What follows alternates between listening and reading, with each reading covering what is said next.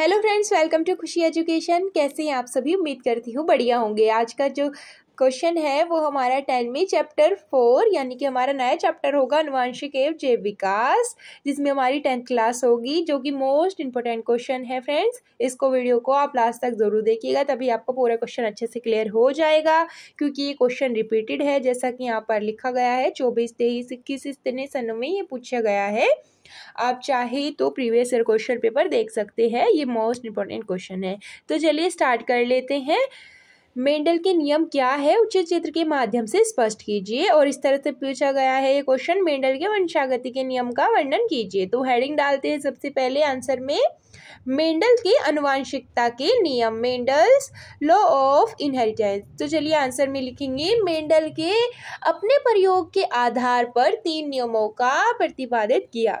तो यानी कि मेंडल ने, जो साइंटिस्ट थे मेंडल, उन्होंने 3 नियमों का वर्णन किया है, 3 नियमों को बताया है, जो निम्न इस प्रकार से है। सबसे पहला नियम होता है प्रभाविता का नियम, सेकंड नियम होता है पृथक्करण या युग्मकों की शुद्धता का नियम, थर्ड होता है स्वतंत्र अपवहन का नियम। अब इसमें से एग्जामिनर कोई भी आपको एक नियम के बारे में पूछ सकता है या तीनों नियम लॉन्ग क्वेश्चन में पूछ सकता है, तो आपको अच्छे से क्लियर होना चाहिए। आज की वीडियो में आपको क्लियर हो जाएगा।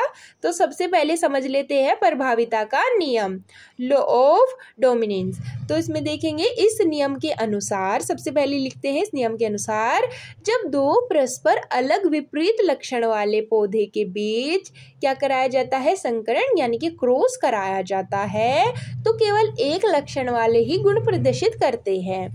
तो एक बार और देखते हैं, जब 2 लक्षण यानी कि अलग अलग लक्षणों वाले क्या लेते हैं, पौधे लेते हैं। अब इसमें शुद्ध लंबा भी हो सकता है, जैसे डायग्राम में दिखाया गया है, और शुद्ध बौना हो सकता है। तो 2 अलग अलग विपरीत लक्षण वाले पौधों के बीच जब संकरण कराया जाता है, तो केवल एक ही लक्षण जो कि अपना गुण प्रदर्शित करता है। देखिए यहाँ पर डायग्राम में सभी जो है शुद्ध लंबे जो है, सभी जो है लंबे पौधे बनते हैं। तो अब देख लेते हैं, जब प्रभावी लक्षण का जीन तथा अप्रभावी लक्षण का जीन दोनों ही एक साथ उपस्थित हो, तो केवल प्रभावी लक्षण वाला जीन ही अपने लक्षण प्रदर्शित करता है, और अप्रभावी लक्षण वाला जीन अपना लक्षण प्रदर्शित नहीं करता, यानी कि एक ही प्रदर्शित करेगा। इस तरह से आप इसको हेडिंग को इस तरह से भी याद कर सकते हैं डेफिनेशन को। और जो मैंने पहले बताई, 2 विपरीत लक्षण वाले पौधों के बीच जब संकरण कराया जाता है, और उस तरह भी, इस तरह भी आपको आसान लगे। तो हमने 2 डेफिनेशन जान ली है इसकी।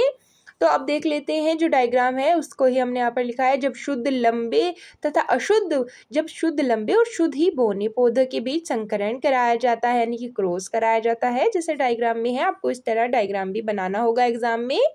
तो प्रथम सनतीय पीढ़ी यानी कि F1 जनरेशन में विपरीत लक्षणों में से केवल, यानी कि 2 विपरीत लक्षण और उनमें से केवल एक ही लक्षण यानी कि लंबापन जो प्रभावी है वही दिखाई देता है, और अप्रभावी लक्षण जो कि बौना पौधा है वो छिप जाता है कहीं ना कहीं। तो हमें प्रभाविता का नियम में क्या पता चलता है कि जब अप्रभावी और प्रभावी लक्षणों के बीच संकलन कराया जाता है, तो केवल एक लक्षण यानी कि प्रभावी लक्षण जिसमें सभी लंबे पौधे हैं वो ही प्रथम पीढ़ी में हमें दिखते हैं। तो आई होप आपको ये अच्छे से समझ में आ गया होगा। आप इसी तरह से अब देखते हैं सेकंड, पृथक्करण या युग्मकों की शुद्धता का नियम। तो देख लेते हैं पृथक्करण का नियम जो है, यानी कि पृथक्करण युग्मकों की शुद्धता का नियम। इसमें देखेंगे, आंसर में लिखेंगे, इस नियम के अनुसार जोड़े में उपस्थित जीन युग्मकों का निर्माण के समय एक दूसरे से पृथक हो जाते हैं। जो प्रथम पीढ़ी में हमें प्राप्त हुए थे शुद्ध लंबे पौधे, उन्हें हम इस तरह से आपस में लिखेंगे, इस तरह से सामने सामने यहाँ पर डायग्राम में देखिए। और एक युग्मक जोड़े का केवल एक ही जीन पहुँचता है, एक युग्मक में से केवल एक ही जीन पहुँचेगा, जिसमें हमारा टी, कैपिटल टी और स्मॉल टी पहुँचेगा। इस तरह से दोनों साइड हम इसी तरह से लिखेंगे, और इसे युग्मकों की शुद्धता का नियम कहते हैं। अब उदाहरण में अच्छे से समझेंगे, जिसमें दोनों में से केवल एक एक जीन ही पहुंचेगा। जब पौधों में सव्य परागण कराने पर F2 पीढ़ी में लंबे तथा बौने पौधे प्राप्त होते हैं।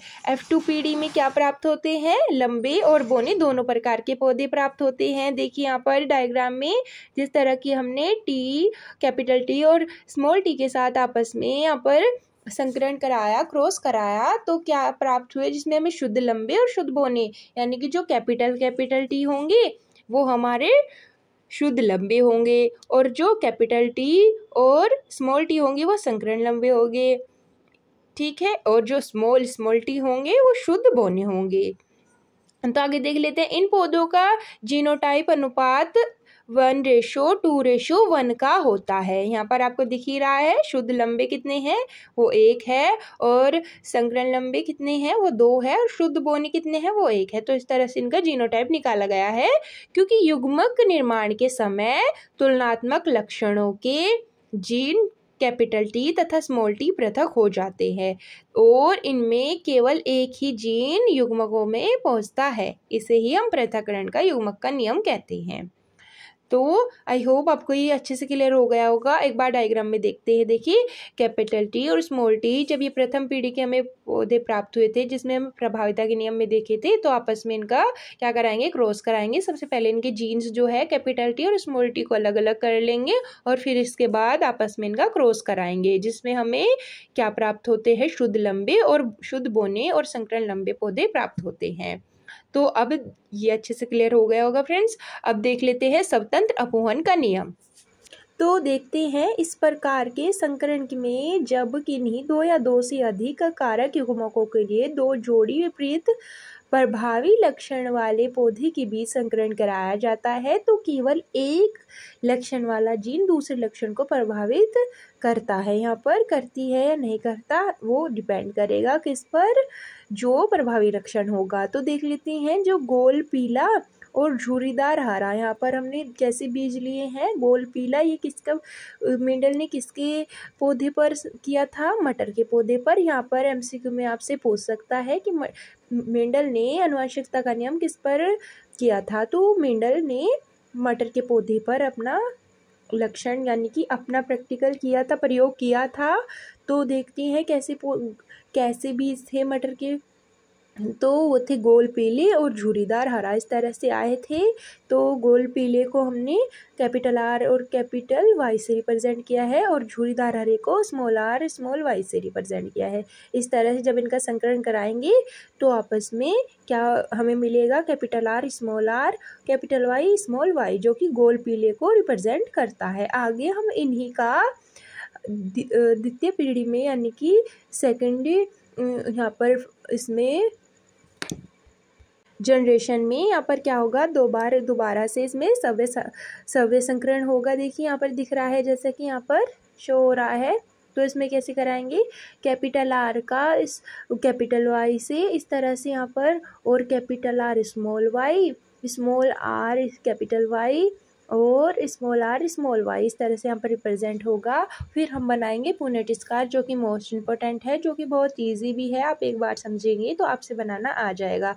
इन सभी जीन्स को यहाँ पर हम रखेंगे इस तरह से सीक्वेंस में, दोनों साइड से समान होंगे, देखिए इस तरह से, और जिसमें हम इनका आपस में संकरण कराएंगे, क्रॉस कराएंगे। ऊपर वाले बॉक्स में होगा संकरण, देखिए कैपिटल आर कैपिटल वाई, जो कि पीला गोल होगा, शुद्ध पीला शुद्ध गोल होगा। इसी तरह से आगे भी हम इसी तरह से कराएंगे, capital R capital Y small Y, ध्यान रहे जो कैपिटल है वो पहले ही आएगा, और कैपिटल आर और स्मॉल आर, कैपिटल वाई जो कि पीले गोल होंगे, और इसी तरह से कैपिटल आर स्मॉल आर और कैपिटल वाई स्मॉल वाई, यहाँ पर सभी के जो है समान रूप से इस तरह से क्रॉस होगा।